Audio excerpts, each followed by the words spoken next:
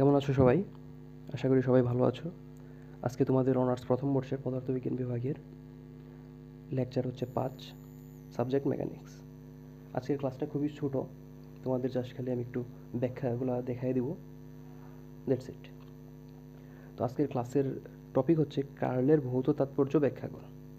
এখন কার্লের ভৌত তাৎপর্য যদি ব্যাখ্যা করতে বলে তোমাদের প্রশ্নে, সেই ক্ষেত্রে তোমাদের একটা গাণিতিক ব্যাখ্যা দিতে হবে, অর্থাৎ curl of V equal to 2 omega. আমরা এটা লেকচার 1-এ প্রমাণ করছি। যদি আমরা দেখি সেটা, আমাদের এই যে লেকচার 1-এ আমরা হচ্ছে curl of V equal to 2 omega এটা প্রমাণ করছি, ঠিক আছে? লেকচার 1 থেকে তুমি জাস্ট খালি curl of V equal to 2 omega গাণিতিক যে প্রমাণটা সেটা দেখবা এবং ওইটা লিখে দিবা। হ্যাঁ, এখানে যেভাবে লেখা আছে, এখানে লেখা আছে কিন্তু, ঠিক আছে? প্রমাণটা আমি আরেকবার প্রমাণটা তোমাদের দেখাই দিই। এখান থেকে এরকম এইটা, তারপরে এতটুকু, তোমরা এতটুকু লিখবা, ঠিক আছে? এতটুকু লিখার পরে জাস্ট কার্লের সংজ্ঞাটা দিবা, যে ভেক্টর ডিফারেনশিয়াল অপারেটরের সাথে কোনো ভেক্টর রাশির ক্রস গুণফলকে কার্ল বলে। ক্রস গুণফল কিন্তু, হ্যাঁ, এটা খেয়াল রাখো, ক্রস গুণফল। তাহলে তাৎপর্য লিখে, ওইটা হচ্ছে গাণিতিক ব্যাখ্যার নিচে তাৎপর্য লিখে দিবা যে কার্ল একটি ভেক্টর যা ঘূর্ণনের ক্ষেত্রে প্রযোজ্য কোনো ফ্লাক্স ভি, অর্থাৎ কোনো একটা ভেক্টর ভি এর কার্ল একটা ভেক্টর যার প্রত্যেকটি বিন্দুতে তাৎক্ষণিক ঘূর্ণন অক্ষের দিক রয়েছে এবং যার মান ওই অক্ষের সাপেক্ষে কৌণিক বেগের দ্বিগুণ। অর্থাৎ ওই যে curl of V equal to 2 omega যে আমরা প্রমাণ করছি, ওইটাই হচ্ছে মূলত এই কথাটা। যেহেতু হচ্ছে একটা ভেক্টর রাশি, তার তো দিক থাকবেই, তো তাৎক্ষণিক ঘূর্ণন অক্ষের দিক রয়েছে, কার্ল তো হচ্ছে ঘূর্ণনের দিক নির্দেশ করে, দিক রয়েছে এবং যার মান ওই অক্ষের সাপেক্ষে কৌণিক বেগের দ্বিগুণ। এই যে কৌণিক বেগ, ওমেগা হচ্ছে কৌণিক বেগ, কৌণিক বেগের দ্বিগুণ হচ্ছে কার্ল অফ ভি। এটাই হচ্ছে তোমার তাৎপর্যের ক্ষেত্রে লিখতেছে। তখন তুমি পয়েন্ট আকারে লিখে দিবা এভাবে, যে 1 নাম্বার কার্ল হচ্ছে কৌণিক বেগের সাথে সম্পর্কিত।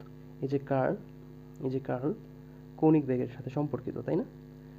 তাহলে কি কার্ল কৌণিক বেগের সাথে সম্পর্কিত, সরি, এটা লিখে দিবা। দ্বিতীয়ত লিখবা কোনো প্রবাহীর ঘূর্ণনের বৈশিষ্ট্য ভেক্টর ক্ষেত্রের কার্লের সাথে সম্পর্কিত। যেহেতু আমি বললাম যে কার্ল হচ্ছে ঘূর্ণনের, কোনো একটা বস্তুর ঘূর্ণন সম্পর্কে তথ্য দেয়, তো কার্ল কোনো প্রবাহীর ঘূর্ণনের বৈশিষ্ট্য ভেক্টর ক্ষেত্রের কার্লের সাথে সম্পর্কিত। মানে যে কোনো একটা প্রবাহীর ঘূর্ণনের যদি বৈশিষ্ট্য, যেহেতু সে ঘুরে, ওইটার যে বৈশিষ্ট্য, সেই বৈশিষ্ট্যটা কিসের উপর সাথে সম্পর্কিত? কার্লের সাথে সম্পর্কিত। এখন ওইটার কারণেই আমি 3 নাম্বারটা লিখছি এভাবে, যেহেতু ঘূর্ণনের সাথে সম্পর্কিত, তাহলে আমরা বলে দিই যে কীভাবে সম্পর্কিত জিনিসটা। যখন curl of V equal to 0 হবে, আমরা কিন্তু এইচএসসিতে ফিজিক্সে ভেক্টরে এগুলো প্রমাণ করছি যে curl of V equal to 0 হলে, ম্যাথ করতাম আমরা, তাই না? Curl of V equal to 0 হলে তা হচ্ছে অঘূর্ণনশীল। প্রমাণ করতে বলতো যে কোনো একটা ভেক্টর অঘূর্ণনশীল বা ঘূর্ণনশীল, সেটা প্রমাণ করো। সেক্ষেত্রে আমরা এরকম কার্ল অফ ভি প্রমাণ করে দিতাম। তাহলে curl of V equal to 0 হলে তা হচ্ছে অঘূর্ণনশীল। আবার যদি curl of V equal to not equal to 0 হয়, curl of V not equal to 0, তা হচ্ছে ঘূর্ণনশীল। সরি, আমি আবার বলে দিই, curl of V equal to 0 হলে তা অঘূর্ণনশীল। Curl of V not equal to 0 হলে তা ঘূর্ণনশীল, ঠিক আছে? তারপরে হচ্ছে 5 নম্বরে কি, কোনো কণার অবস্থান ভেক্টরের কার্ল 0 হয়। কোনো কণার অবস্থান ভেক্টরের কার্ল 0 হয়। অর্থাৎ অবস্থান ভেক্টর বলতে তো আমরা আর ভেক্টরকে বুঝি, তো আর ভেক্টরের কার্ল অল টাইম 0।